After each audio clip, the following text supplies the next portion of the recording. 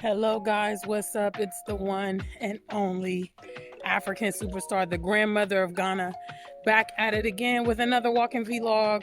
You guys know I'm making my way to the gym. Shout out to the African superstar family. Make sure if you're coming to Ghana, contact me. Allow me to help you customize your tour. You can get in contact with me, africansuperstar@gmail.com. We have litigation-free land available, scam-free land available at Shy Hills. If you're interested, let me know. You can come and view the land. I'll take you out there myself. And make sure you add the African Superstar to your playlist. Join us on our tour October 19th through the 26th here in Accra. It's going down. All right, guys. So today we're going to talk about the elephant in the room, the scamming Pan-African. Yes. I've been requested to talk about this situation. The recent developments with Mark Meets Africa, who is allegedly accused of, accepting money and not delivering. Same story, right? As several of the diasporians have done. And, what I have to say is what I have consistently been saying over the years, which is the track record is so important, and obviously I know that I have such a less sensational approach to content as many of my peers, which I know has contributed to a much more gradual growth on YouTube, because our people are really into sensational and our people are really into fantasy. And the truth is, a little bit of analyzing a lot of these characters and personalities would let you to know that they're not sound, that they're not scrupulous, and that you shouldn't do business with them. But navigating these challenges to the continent is a very complex thing. You have opportunists on both sides of the sea trying to, take advantage. Those coming from the diaspora are going to know that they have an advantage because they have, certain access to a particular audience. They can appeal to the emotional needs of our people, which is one of the prevailing reasons why our people are even looking towards the continent, is because of the emotional and psychological deficits.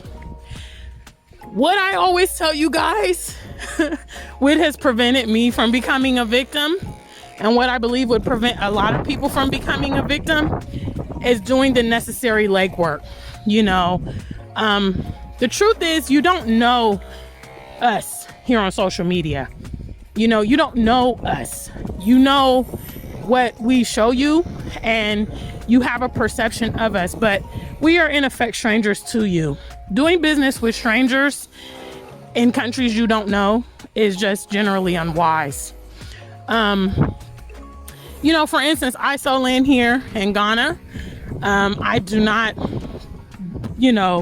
promote it heavily or over advertise it, because I want to deal with people that are serious, and I don't want to be caught up in these type of situations.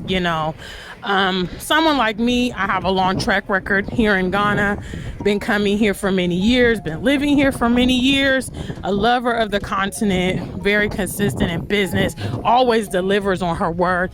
And those are personal principles, and I have to say that it's a general rule of thumb. When you are doing business or you're selling products, you need to deliver whatever you are advertising, especially in the social media world. I mean, the minute you don't, give what you have advertised, your reputation is going to be dragged through the mud. But you need to do your due diligence. You know what I'm saying? People are trying to get around doing the foundational things. First of all, buying lands in a country you've never been to is crazy. It's absolutely crazy, to be honest. I have consistently over the years recommended that you guys come to Ghana, for instance, if this is where you're interested, to feel the vibes. You can't trust everybody. You can't.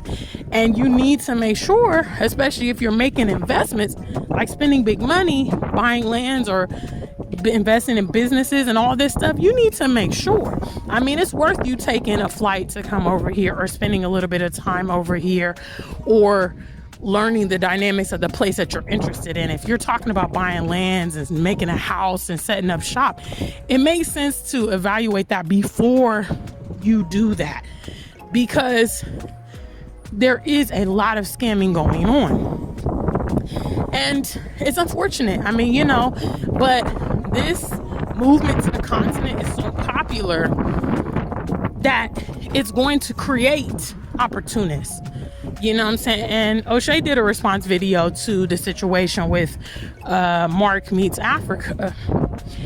And he made a good point. He's like, you know, a lot of these scammers are people that are struggle life. You know, they're not settled. We don't know their source of income.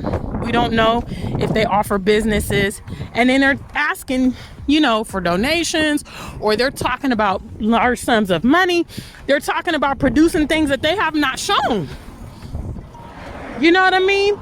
So for instance, if I do a donation or something like that for a music video, you guys have seen music videos. You guys have seen that the money you've invested in my platform has manifested into something. If you pay me for a tour, you get a tour. If you bought products from my website, you get the products. But these people that you're sending big money to, where's their land? Where's their house? Where's their setup? You know, they're selling you a dream. And look at the big plane. That's Emirates. The airport's just that way. So, you know, I really don't have a lot per se to say about this situation.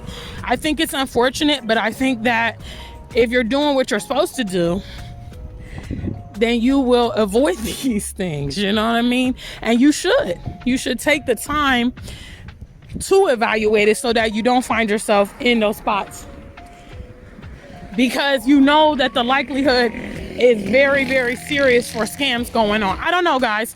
Let me know what you think about in the comments. Big shout out to the African Superstar family. Until we meet again, stay black and true. If you ain't black, just stay true.